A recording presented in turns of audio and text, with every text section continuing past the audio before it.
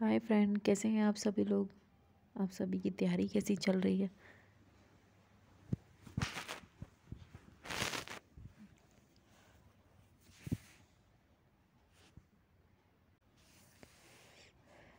अभी तो सीटेट की कोई डेट भी नहीं आई है। ऐसा लग रहा है कि अभी तक कोई नोटिफिकेशन नहीं आया है। शायद इसकी डेट आगे बढ़ सकती है, लेकिन जैसे भी होगा हम आपको नोटिफिकेशन पूरा फुल आप लोगों को बता देंगे। लेकिन अभी अब अपना सीटेट के लिए जिन लोगों का सीटेट का पेपर है अभी जनवरी में, वो अपने सीटेट की तैयारी करते रहिएगा और उसके साथ अपनी करंट अफेयर को भी स्टार्ट करती रहिएगा। और जैसे ही यूपी टेट का कोई नोटिफिकेशन आएगा वो हम आप लोगों को ज़रूर प्रोवाइड करा देंगे, आपकी डेट वगैरह सब चीज़ें। लेकिन इसके लिए आप अपनी तैयारी को कंटिन्यूस रखेंगे तभी आप लोगों का क्लियर हो पाएगा।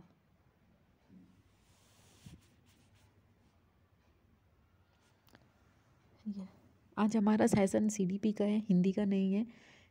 इसलिए हम आप लोगों के सीडीपी का जो हम लोगों ने पहले वाला चैप्टर आप लोगों को पढ़ाया था कि विकास की अवधारणा क्या होती है और इसका अधिगम से संबंध क्या होता है, ये सारी चीज़ें हम लोगों ने आपको पहले वाले इसमें क्लियर कराई थी। तो आपको पता होना चाहिए। यहाँ पे सिर्फ एक शॉर्ट नोट के द्वारा आप लोगों को बताया जा रहा है कि विकास की अवधारणा क्या है और वृद्धि विकास क्या है, विकास को प्रभावित कौन कर सकते हैं, इस तरह के कारक आप लोगों को यहाँ पे मिलेंगे। उसी के बाद इसी वीडियो में कुछ आप लोगों के क्वेश्चन आंसर है, ज़्यादा नहीं है, 6 या 7 ऐसे क्वेश्चन हैं जो इसी से संबंधित है और पुराने प्रीवियस पेपर से भी लिए गए हैं, ताकि आपको ये भी पता चल जाएगा कि किस तरीके से आपके इस तरीके से क्वेश्चन पूछे जाते हैं। क्योंकि इसके हर चैप्टर में से आपको क्वेश्चन ज़रूर मिलेंगे, एक मिलेगा या दो मिलेंगे, लेकिन उसके हर चैप्टर में से आपको एक या दो क्वेश्चन ज़रूर मिलते हैं। तो इसलिए आपको पूरा का सिलेबस कंप्लीट करना ज़रूरी है।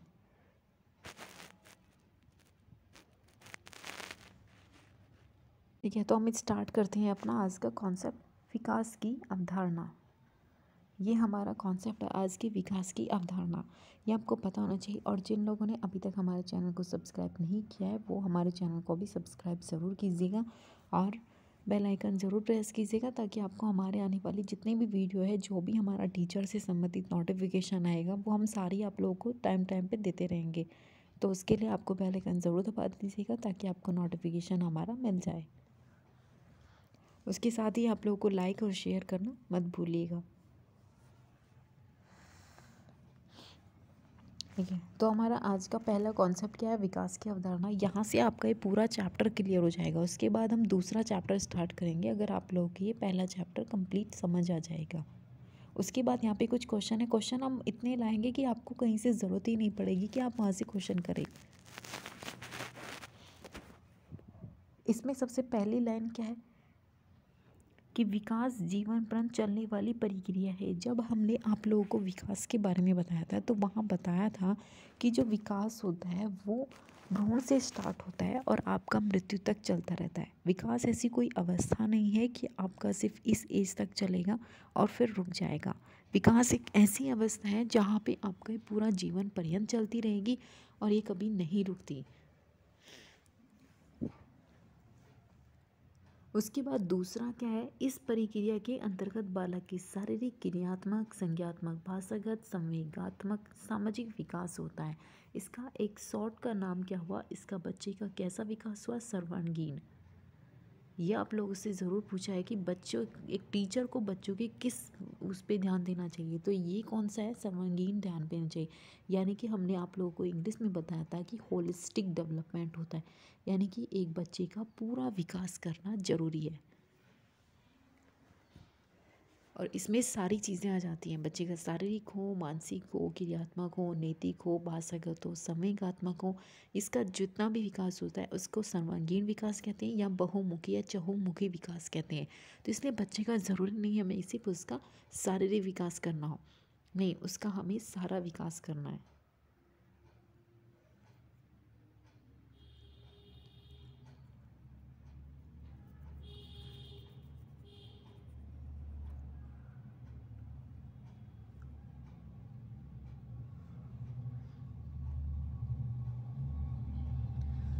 यहाँ पे थर्ड क्या है कि बालक में क्रमबद्ध रूप से होने वाले सुसंगत परिवर्तन की क्रमिक श्रृंखला को विकास कहते हैं। ये कह रहा है कि बालक का हमेशा एक क्रम में विकास होता है। इसका मतलब ये नहीं है कि आपका जो विकास हो रहा है कि पहले आपके पैर को विकास हो जाएगा, पहले पैर पूरे बढ़ जाएंगे, उसके बाद आपका हाथों का विकास होगा, या उसके बाद आपके फेस का विकास होगा, या उसके बाद आपके आंतरिक विकास होगा। ऐसा नहीं होता है। इसका ये मतलब है कि जो बालक का विकास होता है वो एक सुसंगत परिवर्तन होता है, कर्मिक श्रृंखला है वो। ये नहीं कि ये एक बच्चा है, इसका पहले हाथों का विकास हो जाएगा, एक हाथ का विकास हो गया, दूसरे का बाद में होगा, पैर का बाद में होगा, हाथ का बाद में होगा। तो ऐसा नहीं होता। इसमें क्या चलता है, एक क्रम के अनुसार परिवर्तन होता है। इसमें पूरी बॉडी का एक ही साथ विकास होता है, जो एक साथ और एक क्रम के साथ चलता है। ये नहीं कि दो शैशवावस्था में बच्चा है और वो किशोरावस्था में पहुंच गया, पहले धीरे धीरे बाल्यावस्था में पहुंचेगा, उसके बाद किशोरावस्था में पहुंचेगा। और बाल्यावस्था में भी 2 अवस्थाएं आती हैं, वो भी हम आपको यहाँ पे बताएंगे। उसमें से भी आपको 2 या 3 क्वेश्चन हर साल मिलते हैं।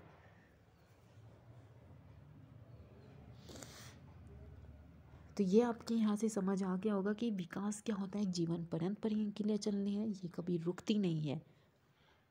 इस प्रक्रिया के अंतर्गत बालक का बहुमुखी विकास होता है, या होलिस्टिक डेवलपमेंट इंग्लिश में आपसे इसी तरीके से क्वेश्चन पूछता है कि बच्चे, एक टीचर को बच्चे का किस विकास पर ध्यान देना चाहिए, उसके शारीरिक विकास पर, मानसिक विकास पर, या उसके होलिस्टिक डेवलपमेंट यानी कि उसका संपूर्ण विकास पर। तो उसका विकास कैसा होना चाहिए, संपूर्ण विकास होना चाहिए।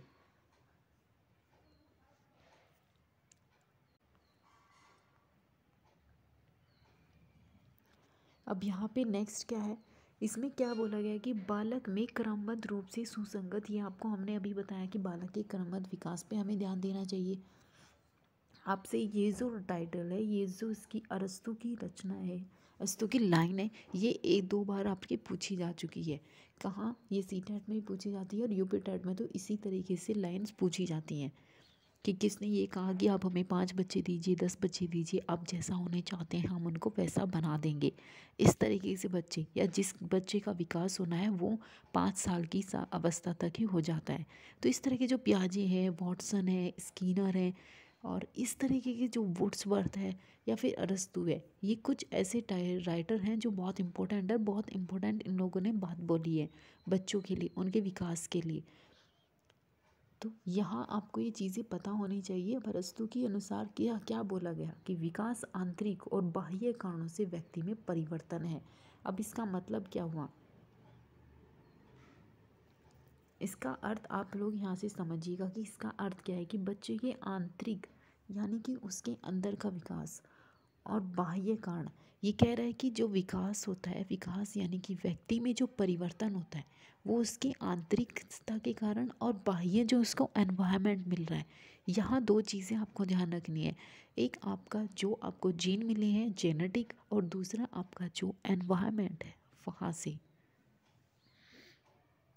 इन दोनों के साथ ही, इन दोनों के मिलान से ही एक बालक का विकास होता है। और यही बात अरस्तु जी ने बोली है कि विकास आंतरिक और बाह्य कारणों से व्यक्ति में परिवर्तन है। इस तरीके की जो गिरती होती है, लाइन होती है, आप उन्हें ज़रूर नोट कीजिए करें।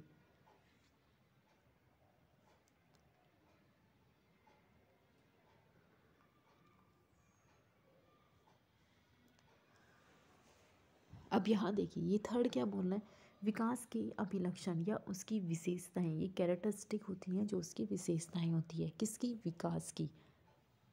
सबसे पहले इसकी क्या है, विकास बहुआयामी होता है।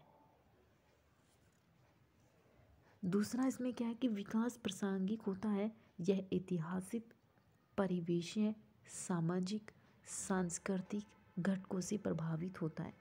इसका ये मतलब है कि आप जिस एनवायरनमेंट में रहते हैं, आपके साथ या आपके घर में, आपके समाज में जिस तरीके के परिवेश हैं, जिस तरीके का आपका एनवायरनमेंट है, जिस तरीके की आपको संस्कृति कल्चर मिल रही है, आपका विकास उसी वे में हो सकता है।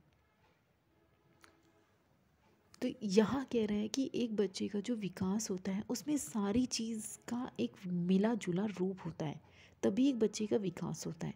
अगर एक बच्चा भारत में जन्म लेता है, एक बच्चा अमेरिका में जन्म लेता है, तो दोनों में अंतर, विकास दोनों में सेम होता है, एक क्रम से चलता है, वृद्धि भी समान होती है, लेकिन जो उसमें अंतर होगा वो क्या होगा, उसकी सोच में, उसके व्यवहार में उसका इफ़ेक्ट पड़ता है उनके एनवायरनमेंट से, कि उसने किस एनवायरनमेंट में उसका विकास हुआ और यहाँ उसका कैसा एनवायरनमेंट था जो उसका विकास हुआ।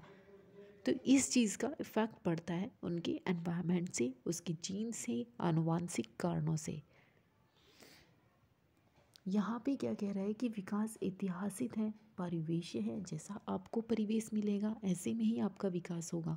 जैसा आपका समाज होगा, जैसी आपकी सोसाइटी होगी, जैसा आपका कल्चर होगा, उन सब का प्रभाव आपके विकास पर पड़ता है।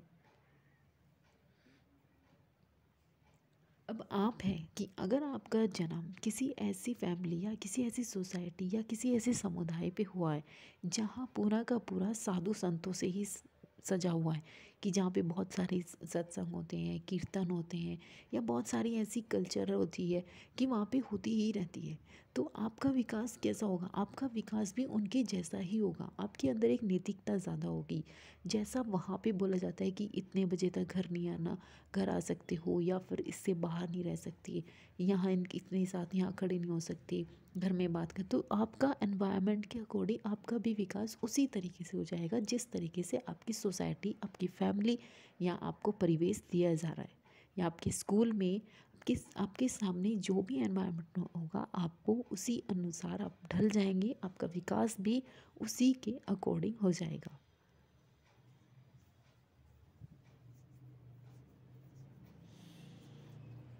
अब इसमें नेक्स्ट क्या है? विकास बहुत लचीला होता है, यानी कि एक व्यक्ति की विकास दर विभिन्न क्षेत्र से अलग होती है, हो सकती है। विकास परिवर्तन मात्रात्मक होता है। इसमें कह रहा है कि विकास मात्रात्मक क्यों कह रहा है? इसमें ये मात्रात्मक क्यों कहा इसने? इसने मात्रात्मक इसलिए बोला है कि विकास वृद्धि मात्रात्मक होती है और गुणात्मक विकास होता है, लेकिन विकास में दोनों चीज़ें आती हैं, मात्रात्मक भी और गुणात्मक भी। अगर वो यहाँ पे गुणात्मक की बात कर रहा है तो वो प्लस मात्रात्मक की भी बात कर रहा है। तो ये दोनों का मिला जुला रूप ही व्यक्ति का विकास होता है। विकास क्या होता है कि उसकी वृद्धि भी नपती है उसमें, और उसकी जो आंतरिक परिवर्तन होते हैं वो भी नपते हैं, और जो बाहरी परिवर्तन होते हैं वो सब नपते हैं। तो एक बच्चे का जो विकास देखा जाता है, चाहे वो उसका शरीर का विकास हो, मानसिक विकास हो या नैतिक विकास हो, उसका संपूर्ण विकास क्या होता है? एक विकास में ही आता है। तो इसलिए यहाँ पे क्या होगा? एक गुणात्मक विकास भी होगा और मात्रात्मक विकास भी होगा। तो दोनों विकास किस में आएंगे? विकास के अंतर्गत।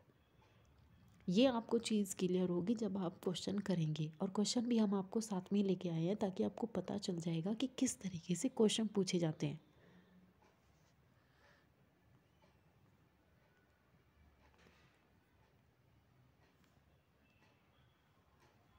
अब यहाँ पे भी यही है कि विकास का परिवर्तन मात्रात्मक होता है।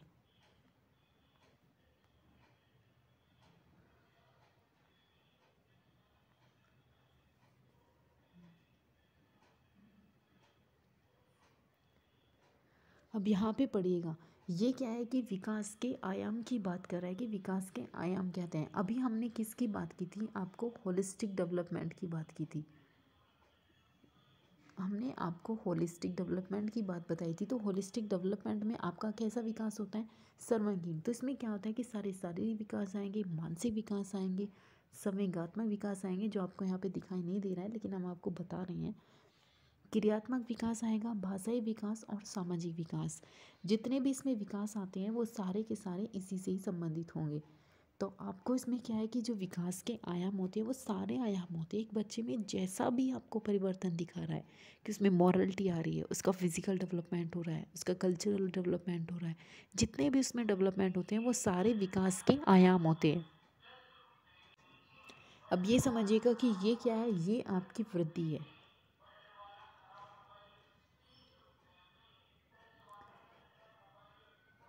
ये आपकी क्या है? वृद्धि।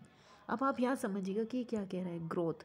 इसमें आपको ये समझना है कि वृद्धि का अर्थ होता है बालक की शारीरिक संरचना का विकास। जितना आपको शारीरिक परिवर्तन होगा, इसकी लंबाई बढ़ेगी, मोटाई बढ़ेगी, आकार बढ़ रहा है, तो वो सारी चीज़ें कहीं में आएगी वृद्धि में। हम उसको नाप सकते हैं कि 2 साल पहले बच्चे का वज़न इतना था और 2 साल के बाद बच्चे का वज़न इतना है।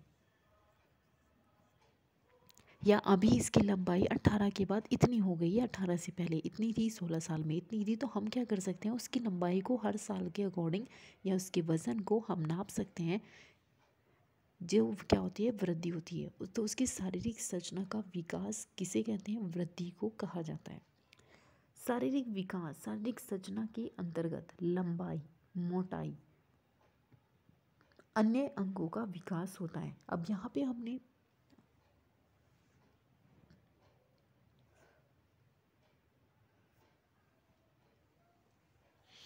पे हमने पहले क्या बताया, शारीरिक संरचना। अब उसमें क्या क्या क्या आ सकता है, उसकी लंबाई आ सकती है, उसकी मोटाई आ सकती है, अन्य अंगों का विकास होता है।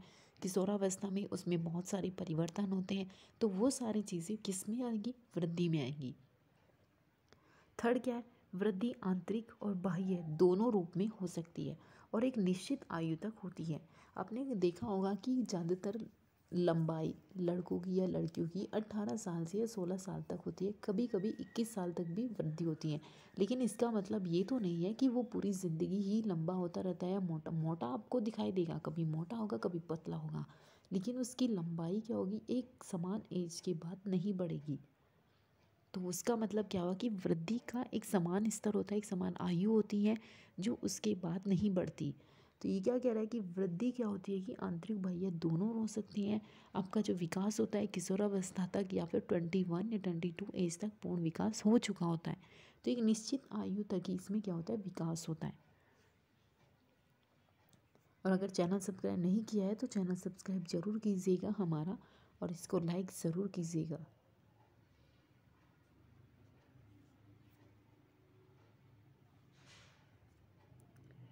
अभी देखिए, इनको प्रभावित करने वाले बहुत सारे कारक होते हैं कि आप लोगों ने सुना होगा कि इस बच्चे का विकास नहीं हो रहा, या इस बच्चे की वृद्धि नहीं हो रही, या इस बच्चे को इतना पतला क्यों है, या कोई बच्चा इतना मोटा क्यों है।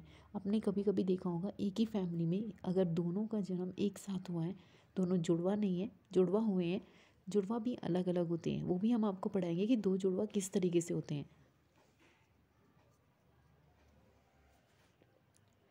अब यहाँ देखिए, उनको प्रभावित कैसे कर सकते हैं। एक ही घर में एक मोटा व्यक्ति होता है, एक पतला व्यक्ति होता है जो बहुत खाता है, लेकिन उसको प्रभावित कैसे करते हैं, उसका विकास प्रभावित होता है किस तरीके से, पोषण स्तर से। कभी कभी उनको न्यूट्रिशन अच्छे नहीं मिलते, पोषण स्तर अच्छा नहीं मिलता, तो बच्चे क्या होते हैं, कभी पतले हो जाते हैं, कभी बहुत ज़्यादा मोटे हो जाते हैं, कभी लंबे हो जाते हैं, पतले हो जाते हैं, और कभी किसी बच्चे की लंबाई नहीं बढ़ पाती। नेक्स्ट क्या है, आनुवांशिक। आनुवांशिक भी एक काफ़ी होता है कि कभी कभी जिनके माँ बाप छोटे छोटे होते हैं उनका भी आनुवांशिक पे इफ़ेक्ट उसके बच्चों पर भी देखा जाता है। और कभी कभी ऐसा भी होता है कि बच्चे माँ बाप छोटे होते हैं लेकिन आनुवांशिक उन पर इफ़ेक्ट नहीं पड़ता, जिसकी वजह से बच्चे लंबे भी हो सकते हैं। तो इसलिए एक प्रभाव ये भी माना जाता है कि आनुवांशिक भी एक उसका प्रभाव ही हो सकता है। बहुत सारी बीमारियां भी होती हैं जो आनुवांशिक होती हैं, तो वो भी उसके विकास पे भी प्रभावित करती है। अगर एक बच्चे को जन्म से लेकर ही ऐसी बीमारी है जो आनुवांशिक है और उसका कोई इलाज नहीं हो सकता, तो वो उसके विकास को भी प्रभावित करती रहेगी।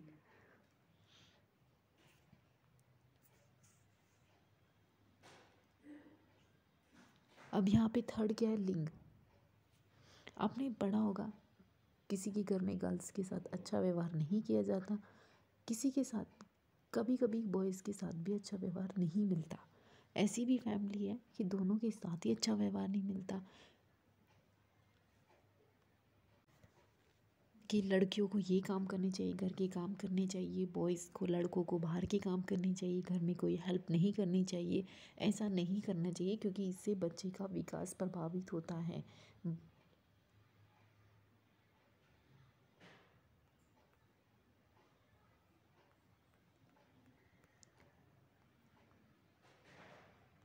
इससे बच्चे का जो विकास होगा वो बहुत ज़्यादा प्रभावित करेगा इन चीज़ों का। तो इसलिए आप लोगों के साथ किसी के साथ भी इस तरीके का व्यवहार नहीं करना चाहिए कि उनके विकास को प्रभावित करे। अभी देखिए, नेक्स्ट क्या है, वायु और प्रकाश। कभी कभी ऐसा होता है कि किसी के घर में हवाएं अच्छी नहीं आती है या फिर प्रकाश की पूरी सुविधा नहीं होती है, घर भी इसी तरीके के एनवायरनमेंट में बने होते हैं। उसके बाद नेक्स्ट क्या है, शारीरिक क्रियाएं और अंतःग्रावी संरचना। तो ये सारी चीज़ें क्या होती है, जो वृद्धि और विकास होता है उसको प्रभावित करने वाले कारक होते हैं पोषण, आनुवंशिक, लिंग, वायु प्रकाश, शारीरिक क्रियाएं, अंतःस्रावी ग्रंथियाँ। ये ग्रंथियाँ इस तरीके से होती हैं, जब आपको पूरी तरह पोषण स्तर नहीं दिया जाता तो बच्चे बौने हो जाते हैं, कम लंबे होते हैं या फिर मोटे हो जाते हैं, भीमकाय जिसको बोला जाता है। बहुत सारी बीमारियां उनको लगने लगती हैं, तो इसकी वजह से उनको उनका विकास भी बहुत ज़्यादा प्रभावित होने लगता है। तो ये सारी चीज़ें क्या होते हैं, आपके वृद्धि और विकास सभी को प्रभावित करने वाली चीज़ें होती हैं। तो ये आपसे क्वेश्चन पूछा जा सकता है कि वृद्धि और विकास को प्रभावित करने वाले कौन से कारक होते हैं।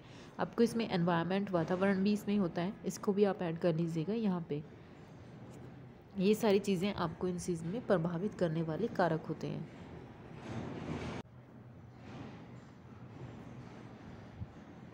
उसके बाद अब हम आपके कुछ MCQ क्वेश्चन करा रहे हैं यहाँ से, उनको भी पढ़ेगा। मैंने आपसे कहा था कि जो जो अब ये पढ़ा है उसी से ही आपके क्वेश्चन पूछे हुए हैं यहाँ पे, ताकि आपको ये पता चल जाए कि किस तरीके से आपके क्वेश्चन पूछे जा सकते हैं। अभी तो बहुत कम क्वेश्चन है, लेकिन जब हम क्वेश्चन सीरीज़ लाएंगे तो आपको सिर्फ वहाँ पे क्वेश्चन ही मिलेंगे, ताकि आपने जितना पढ़ा है, जो भी किया है, उसका सारा रिवाइज भी हो जाएगा क्वेश्चन के माध्यम से, और आप लोगों का पूरा CDP वगैरह CTET क्लियर हो जाएगा। सबसे पहला क्वेश्चन क्या है हमारा, मानव विकास है कैसा, मात्रात्मक है, गुणात्मक है, कुछ सीमा तक अमानवीय है, या फिर मात्रात्मक गुणात्मक दोनों है। आपको इसका क्वेश्चन आंसर आप पहले सोचिएगा कि क्या हो सकता है, हमने क्या पढ़ा है, आपको क्या, ये पुराना प्रीवियस क्वेश्चन है, ये एक बार नहीं 3 से 4 बार क्वेश्चन आ चुका है। अगर आपने 2018 का भी CTET दिया है या 2017 वाला, उसमें आपको ये दोनों क्वेश्चन मिलेगा कि ये पूरा क्वेश्चन ऐसा ही मिलेगा कि मानव विकास क्या है।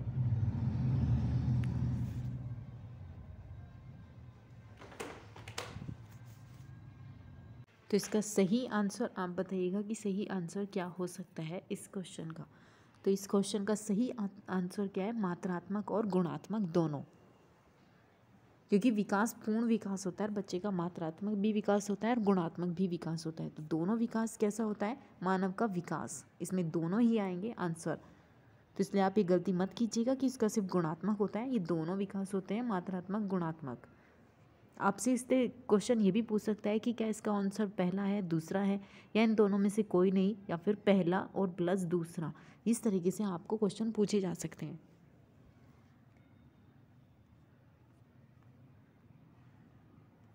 अब हमारा नेक्स्ट क्वेश्चन क्या है कि भाषा विकास के लिए प्रारंभिक बचपन कैसा होता है या काल है। आप इस क्वेश्चन को पढ़िए, आपके सिर्फ 2 ही ऑप्शंस दिए गए। थर्ड ऑप्शंस क्या है, इसमें है कोई नहीं या फिर दोनों।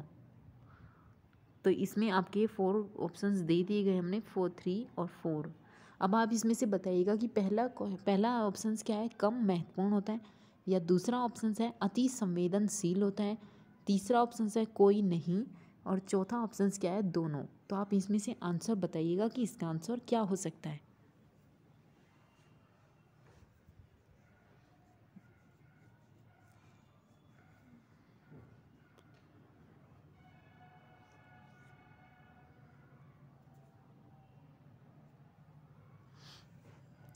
तो इसका सही आंसर क्या हुआ, अति संवेदनशील होता है भाषा विकास के लिए प्रारंभिक बचपन। आप उसे जैसी भाषा, जैसा उसको एनवायरनमेंट देंगे, जो भी आप उसे सिखाना चाहते हैं आप उसे सिखा सकते हैं, वो आपकी चीज़ों को तुरंत कैच कर लेगा। इसका मतलब क्या होता है कि वो अनुकरण करने लगता है यहाँ पे। इसलिए बच्चे के सामने कोई भी ऐसी भाषा का या शब्द का यूज़ नहीं करना चाहिए जो गलत होता है।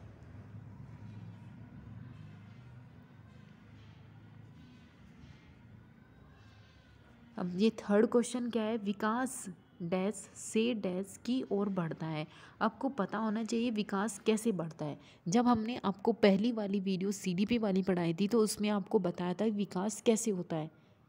जटिल से कठिन की ओर होता है, विशिष्ट से सामान्य की ओर होता है, सामान्य से विशिष्ट की ओर होता है, या साधारण से आसान की ओर होता है। इन क्वेश्चन को आप पहले सॉल्व करने की कोशिश कीजिए करेंगे। जो आपको पढ़ाया गया है या जो आप लोगों ने अब तक पढ़ा है उसके हिसाब से आपके ये क्वेश्चन सॉल्व हो रहे हैं या फिर नहीं हो रहे हैं।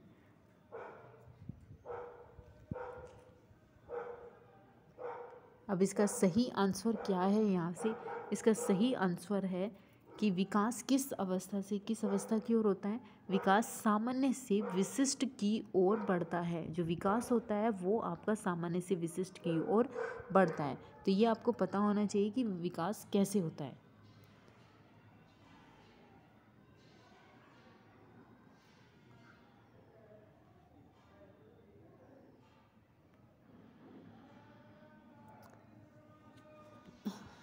अभी नेक्स्ट क्वेश्चन क्या है कि किस अवस्था में बच्चे अपने समवयस्क समूह से सक्रिय हो जाते हैं?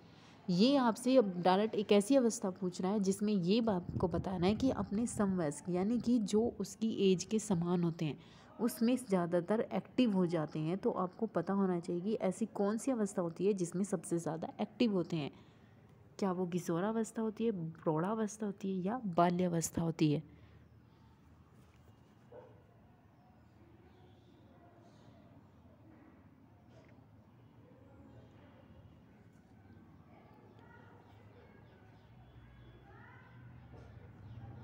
तो वो कौन सी अवस्था होती है? उस अवस्था को कहा जाता है क्या?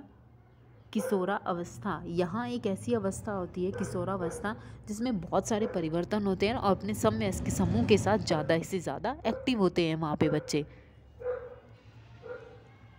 अब हमारा नेक्स्ट क्वेश्चन क्या है?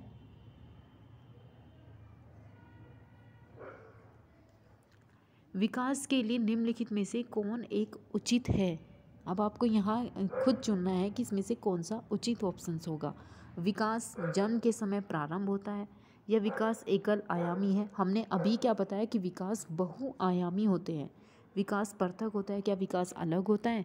या सामाजिक संस्कृति विकास में एक महत्वपूर्ण भूमिका निभाता है? अब यहाँ पे आपको एक एग्जैक्ट और बिल्कुल एक्यूरेट आंसर यहाँ से आपको चूज़ करना होगा।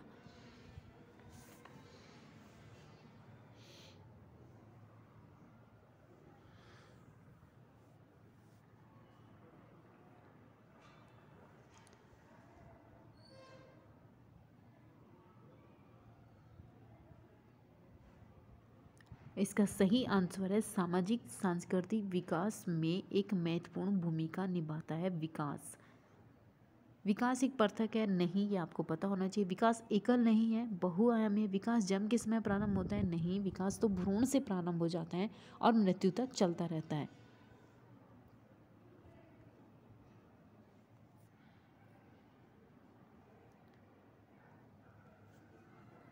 अभी हमारा नेक्स्ट क्वेश्चन क्या है कि मैं कौन हूँ, मैं क्या हूँ, मैं भी कर सकता हूँ जैसी भावनाएं बालक में कब उत्पन्न होती है?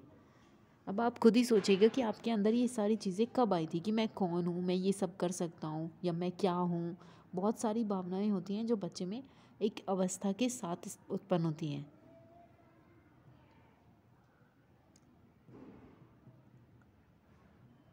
और अगर साथ में अगर हमारे चैनल को अभी नए स्टूडेंट जुड़े हैं और सब्सक्राइब नहीं किया है तो वो आप सब लोग सब्सक्राइब ज़रूर कीजिएगा और शेयर भी कीजिएगा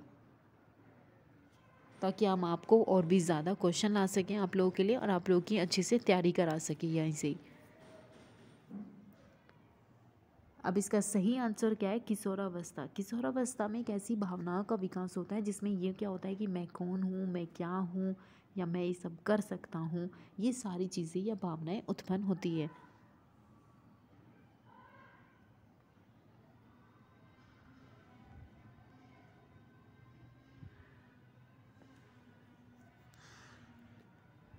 ये नेक्स्ट क्वेश्चन क्या है? मानव का विकास मुख्यतः किस पर निर्भर करता है?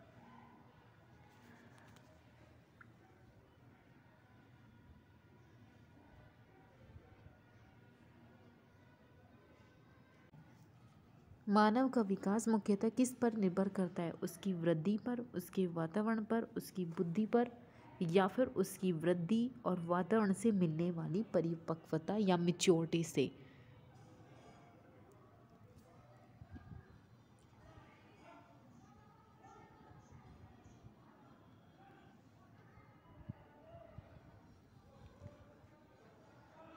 इसका सही आंसर क्या होगा?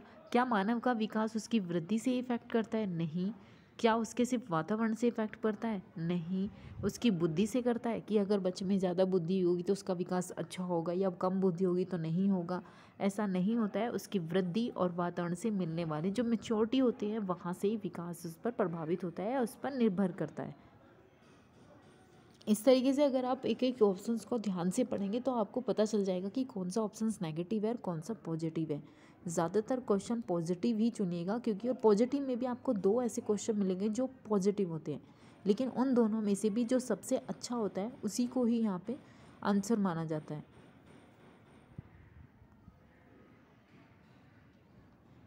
अब यहाँ पे क्वेश्चन दिया गया है कि निम्नलिखित में से कौन बालक की सामाजिक विकास को प्रभावित नहीं करता। आपको ये नहीं का भी बहुत ज़्यादा ध्यान देना चाहिए, क्योंकि नहीं के क्वेश्चन बहुत पूछे जाते हैं, ताकि आपको पता होना चाहिए कि इसमें नहीं पूछ रहा है या फिर हाँ पूछ रहा है। तो ये इसमें से क्या होगा? तर्क शक्ति होती है, भाषा प्रयोग की क्षमता, या बुद्धि।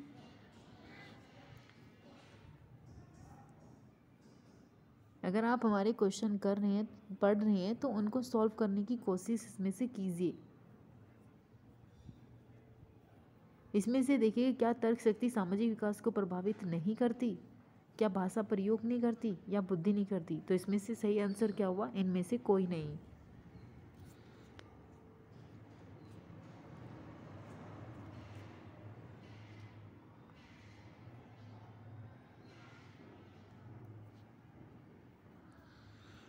नेक्स्ट क्वेश्चन क्या है कि विकास की गति एक व्यक्ति से दूसरे व्यक्ति से भिन्न होती है, तो ये किस अनुगमन की होती है? जब विकास को आपकी चीज़ें पढ़ाई गई थी वहाँ पे भी बताया गया था कि विकास क्या होता है, क्या अव्यवस्थित होता है, कि वो बिना ऐसे ही चलता है कि कभी हाथ की वृद्धि होगी, कभी पैरों की होगी, कभी इसका फेस बढ़ गया, कभी पैर छोटे हो गए। तो इस तरीके का क्या विकास होता है? अव्यवस्थित होता है, कि इसका पता ही नहीं चलता कि कौन सी चीज़ उसकी बढ़ रही है, या हाथ बढ़ रहे हैं, पैर बढ़ रहे हैं। दूसरा क्या होता है? एडी से चोटी होता है, क्या नीचे से लेकर ऊपर की ओर विकास होता है? हमने आपको पहले दिन ही बताया था कि विकास क्या होता है, सिर से लेकर पैर की तरफ होता है, लेकिन यहाँ क्या कह रहा है? एडी से चोटी की ओर होता है। तो आप इस तरीके से क्वेश्चन के आंसर ऑप्शन ज़रूर पढ़िएगा।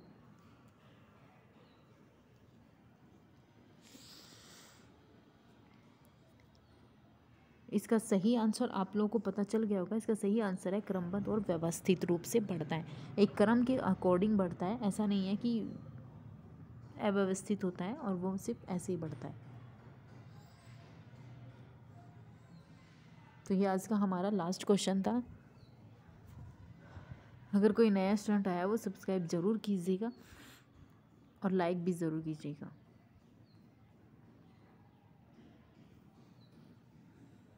ताकि हम आपको इसे भी और ज़्यादा क्वेश्चन लाते रहेंगे, आपको और बहुत अच्छे तरीके से और भी ज़्यादा पढ़ाने की कोशिश करेंगे, ताकि आप लोगों का CTET, UPTET जो भी आप लोग देना चाहते हैं, RTET भी देंगे तो उसका भी नोटिफिकेशन दे देंगे जिन लोगों को वो डालना होगा। लेकिन इसके लिए आपको हमारे चैनल को भी सब्सक्राइब करना होगा।